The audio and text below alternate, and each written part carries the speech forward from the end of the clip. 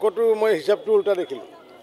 মই যিহেতু আজি আমাৰ 1 জানুৱাৰী মুখ্যমন্ত্ৰী ডাঙৰীয়া সংবাদমেল আছিলে, তাৰপিছত কেবিনেট আছিলে, আৰু যিহেতু আজি 1 জানুৱাৰী কাৰ্যালয়তো মানুহ অহা নাই, তো আবেলিৰ ভাগত মই নিজে ভাবিলোঁ যে যিহেতু আজি 1 জানুৱাৰী মানুহ যিহেতু বেছি নাই, কম মানুহ থাকোঁতে এবাৰ গ্ৰন্থমেলাখন চাই আহোঁ। আহি পেলাই দেখিলোঁ ওলোটা দেখিলোঁ, যিটো ভাবি আহিছিলোঁ সেইটো ওলোটা। হেজাৰ হেজাৰ ইয়াতে জনতা, হেজাৰ হেজাৰ যুৱক যুৱতী ভৰ্তি হৈ আছে। আৰু এটা মনত এইটো লাগিলে যে যি 1 জানুৱাৰী তাৰিখত আমাৰ অসমৰ যুৱক যুৱতী, গুৱাহাটীৰ বহু যুৱক যুৱতী মানে আনন্দত আত্মহাৰা হৈ আছে, আৰু তাৰে বিপৰীতে কিন্তু এই অঞ্চলৰ যুৱক যুৱতীয়ে গুৱাহাটী অঞ্চলৰ যুৱক যুৱতীৰ লগত অভিভাৱকক লৈ পেলাই আৰু কণমানি ল'ৰা ছোৱালী দেখা নাই, ডাঙৰ ডাঙৰ ল'ৰা ছোৱালী দেখিছোঁ, তেওঁলোকে আৰু গ্ৰন্থত মানে আত্মহাৰা হৈছে, গ্ৰন্থ বিচাৰি ফুৰিছে। গতিকে মোৰ ভাল লাগিছে, এইটো ভাল এটা আমাৰ দিশ আগন্তুক দিনত। কাৰণ কিয় অসমীয়া ভাষাটো বাচি থাকিলেহে আমাৰ জাতিটো বাচি থাকিব, আৰু অসমীয়া ভাষা অসমীয়া জাতি বাচিব লাগিলে গ্ৰন্থ বাচি থাকিব লাগিব।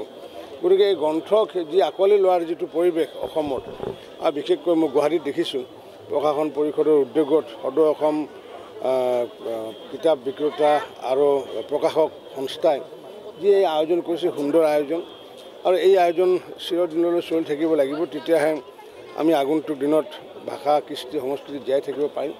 আৰু ইয়াৰ মাজতে অকল ভাষাই নহয়, কৃষ্টি সংস্কৃতি আই যেনেকুৱাকৈ মহাপুৰুষ জগতগুৰু শ্ৰীমন্ত শংকৰদেৱে নিজে ৰচনা কৰা এখন নাটকৰ কিতাপো মই আজি ক্ৰয় কৰিছোঁ, মাধৱদেৱৰ কিতাপ ক্ৰয় কৰিছোঁ, বীৰ সাভাৰকাৰৰ কিতাপো ক্ৰয় কৰিছোঁ প্ৰশাসন পৰিষদৰ পৰা। এতিয়া বাংলাদেশৰ যিটো বিপণী তাতো যাম, কাৰণ কিয় বাংলাদেশৰনো সাহিত্য কি, আৰু বাংলাদেশৰ প্ৰতি মোৰ এটা ভাল এটা দুৰ্বলতা আছে কি, সৰোজ দাস বুলি এজন বাংলাদেশৰ সাহিত্যিক, তেওঁ বাংলাদেশৰ সাহিত্যিকজনে তেওঁৰ মানে শ্ৰীমন্ত শংকৰদেৱ ট্ৰাষ্ট বুলি এটা ট্ৰাষ্ট এটা আছে, বঙালী মানুহ, আৰু তেখেতে শংকৰদেৱৰ ওপৰত এখন কিতাপ লিখিছিলে, আৰু কিতাপখন লিখি পেলাই সেইখন কেইটামান কিতাপ মোলৈ পঠাই দিছিলে। মই নাজানো তোক ক'ত পালে।